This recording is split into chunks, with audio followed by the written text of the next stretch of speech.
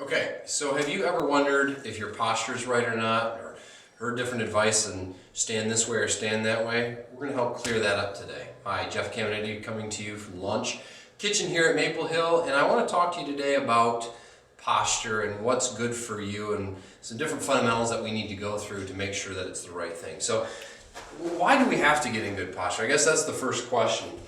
One of the big reasons that we need to have good posture is really to give our arms room to swing past our legs here. So a lot of times I see people, they're standing up straight like this, and they'll either just bend at the knees and kind of slouch at the back. And when we do that, there's no room for my arms to swing past my legs here. And so what I have to do now is press my arms out here, and that creates tension in my hands and my forearms all the way up to my shoulders. And we know that's a big killer, is tension in the arms and hands.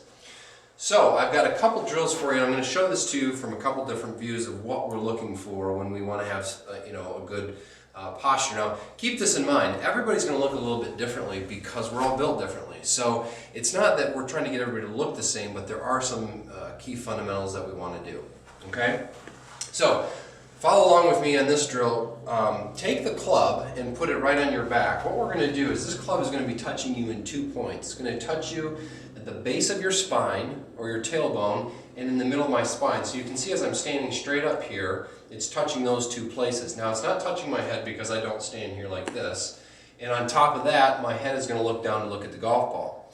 But what we want to do is we want to bend at the waist like this. It's going to give you a feeling that you're kind of sticking your butt out this way.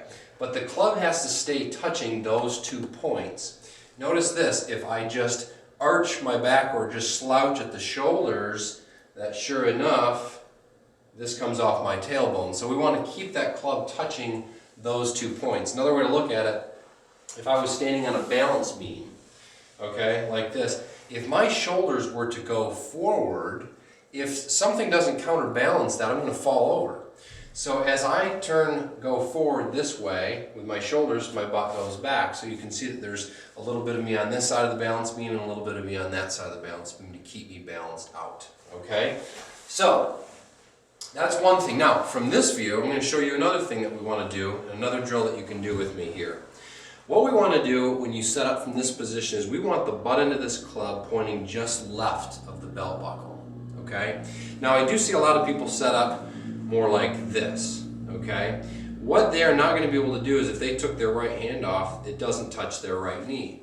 What I need you to be able to do is point the butt into the club just to the left of your belt buckle, and then you should be able to touch your your right knee for all your right-handers out there.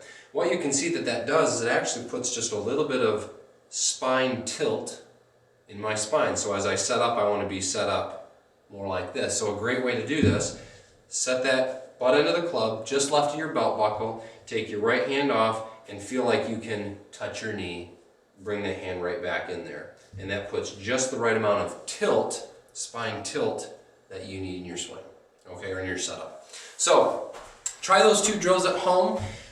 It's going to help you just be more consistent with your setup with every single club.